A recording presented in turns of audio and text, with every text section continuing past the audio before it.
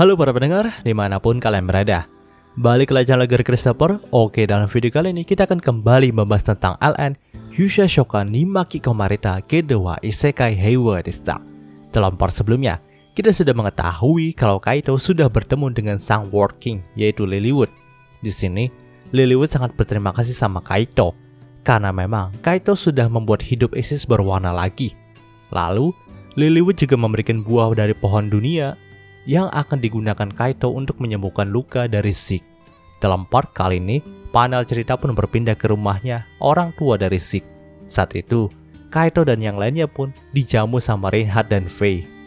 Reinhardt juga berkata nih, kalau Kaito kan sudah jadi pemenang festival panen buah roh nih. Maka dari itu, Kaito berkesempatan untuk menginap sendirian di kuil yang ada di dalam hutan Rickforsia. Tentu, Kaito pun terkejut mendengarnya, karena dia juga belum diberitahu soal itu sama Reinhardt sebelumnya. Di sini Reinhardt pun menggaruk kepalanya dan berkata kalau sebelumnya dia juga tidak menyangka Kaito akan menang dalam festival panen buah roh ini. Maka dari itu, dia tidak memberitahu Kaito. Terlepas dari itu semua, nampaknya Lilywood juga datang mengunjungi rumah dari orang tuanya Zeke nih. Di sini, dia memperkenalkan diri sekali lagi sebagai teman dari Kaito. Dan nampaknya Lilywood juga ingin berteman baik dengan Lilia. Tentu aja, Lilia pun sampai pingsan ketika mendengarnya. Melihat hal itu, Lilywood pun sampai menawarkan untuk memberikan buah dari pohon dunia untuk menyadarkan Lilia dari pingsannya. Tentu, Luna Maria pun berkata, kalau Lilywood melakukannya, maka bisa jadi Lilia akan pingsan lagi ketika dia sadar. Panel cerita pun berpindah keesokan harinya. Saat itu Kaito dan yang lainnya pun memutuskan untuk jalan-jalan di festival pohon suci lagi di hari ketiga ini.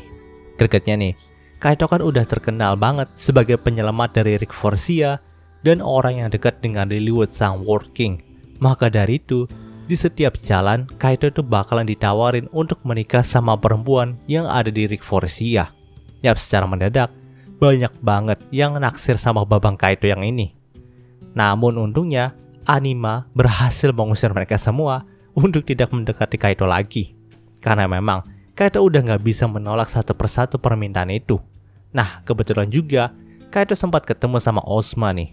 Di sini Ozma pun mengucapkan selamat kepada Kaito atas kemenangannya dalam festival panen buah roh itu. Nah, setelah memberikan Kaito selamat, Ozma pun berkata kalau dia ingin pergi ke suatu tempat nih. Namun saat Kaito tanya kemana Ozma itu ingin pergi, Ozma tidak memberitahu Kaito.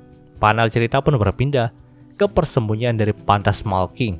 Saat itu, kedua anak buah Phantasmal King yang ditugaskan untuk mengawasi Kaito pun sedang memberikan laporan kepadanya nih. Namun di sini, Phantasmal King itu berkata kalau sekarang Kaito masih dalam pengawasannya saja. Tapi dia itu ingin menilainya, apakah Kaito akan dianggap sebagai pengganggu dari dunia ini atau malah dianggap sebagai berkah dari dunia ini. Ya, orang misterius yang stalking Kaito dalam part yang lalu adalah anak buah dari Phantasmal King dan Phantasmal King sendiri, teman-teman.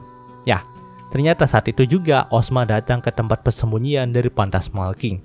Di sini, dengan gamblang, dia tidak terima dengan perlakuan Phantasmal King yang terlalu mencurigai Kaito. Kalau saja Kaito sampai terluka atau disingkirkan oleh Phantasmal King, maka Phantasmal King juga harus berhadapan dengan om-om yang satu ini, itu katanya. Karena memang Ozma sangat menentang rencana Phantasmal King yang seperti itu. Kaito hanyalah tamu dari dunia lain dan gak mungkin bagi anak muda seperti Kaito akan membawa bencana bagi dunia mereka. Setelah mengatakan hal itu, Ozma pun langsung menghilang dari sana. Mendengarkan ancaman dari Ozma, Phantasmal King tidak terlalu memperdulikannya nih. Dia tahu kalau Ozma dari langit perdamaian memiliki kekuatan yang sangat hebat. Tapi nampaknya Phantasmal King tidak takut sama sekali untuk melawannya. Di sini Phantasmal King tetap memerintahkan anak buahnya untuk mengawasi Kaito nih. Panel cerita pun berpindah keesokan harinya. Itu adalah saat dimana acara puncak di festival pohon suci sedang berlangsung. Nah, sementara semua rakyat Rickforsia termasuk Lilia, Zeke, Luna Maria, Hina, Aoi, Reinhardt, dan Faye itu sedang bersenang-senang di pesta, teman-teman. Si Kaito itu malah diminta untuk menginap dalam kuil yang dipenuhi oleh roh Rickforsia. Di sini masih belum terlalu dijelaskan nih apakah hal spesial dalam kuil Rickforsia ini. Tapi nampaknya Kaito merasa lebih damai dalam kuil ini. Saat Kaito ingin lebih menikmati malam dalam kuil hutan Rickforsia itu, Kaito langsung kedatangan tamu dari Indang nih. dia adalah Kuro. Di sini Kaito pun menceritakan banyak hal tentang keadaan dalam festival pohon suci, mulai dari serangan beruang sampai pertemuannya dengan Lilywood. Ketika mendengarkannya, Kuro pun cukup senang nih. Dia juga lega kalau Kaito baik-baik saja saat serangan beruang hitam. Nah, Kuro juga sempat menyinggung nih soal ketertarikan yang diberikan sama Saltyr kepada Kaito. Tentu, Kaito pun terkejut mendengarnya, karena dia sama sekali belum pernah mendengar nama itu sebelumnya. Mendengarkan hal itu, Kuro pun berkata kalau itu adalah nama dari pantas Malking, atau yang dikenal sebagai Raja Tanpa Wajah. Tentunya Kaito pun tersentak, lalu berkata kalau Lilywood bilang Kaito harus berhati-hati dengan pantas Malking, sang Raja Tanpa Wajah.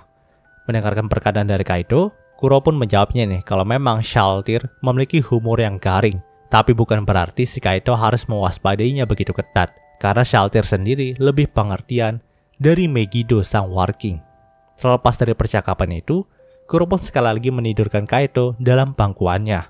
Ya entah kenapa dalam LN ini, Kuro selalu berperilaku sebagai seorang ibu yang memanjakan Kaito. Namun nampaknya Kuro juga punya alasan tersendiri untuk melakukan hal ini. Dia sempat berkata kalau dia punya alasan tersendiri ketika melakukan hal spesial buat Kaito. Dan salah satunya karena Kaito memiliki sesuatu yang tidak dimiliki oleh Kuro. Di akhir perkataannya, Kuro pun menyatakan kalau dia sangat mencintai Kaito. Tapi sayangnya, Kaito tidak bisa mendengar pernyataan Kuro karena dirinya sudah tertidur pulas. Panel cerita pun berpindah ke dunia iblis, tepatnya di kediaman dari Megiddo, sang War King. Saat itu, dalam Colosseum yang dia miliki, Megiddo pun sedang mengurusi anak buahnya nih. Tapi saat itu Ozma pun datang ke sana dan ternyata Megiddo adalah guru dari Ozma. Di sini, Ozma pun berkata kalau dia baru saja berkunjung ke dunia manusia dan menemukan individu yang cukup spesial nih. Karena individu manusia yang dia temukan ini bisa mengendalikan Isis Remnant sang Dead King. Mendengarkan hal itu, Megiddo pun berkata kalau apa manusia yang dimaksud sama Ozma itu adalah Kaito. Tentu Ozma pun cukup terkejut ketika mendengarnya.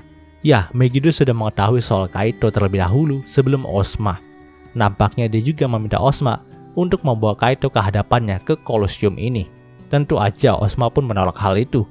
Dia beralibi kalau dirinya dan Kaito belum terlalu dekat. Jadi nggak mungkin kan Kaito itu mau ikut dengan om-om gitu aja.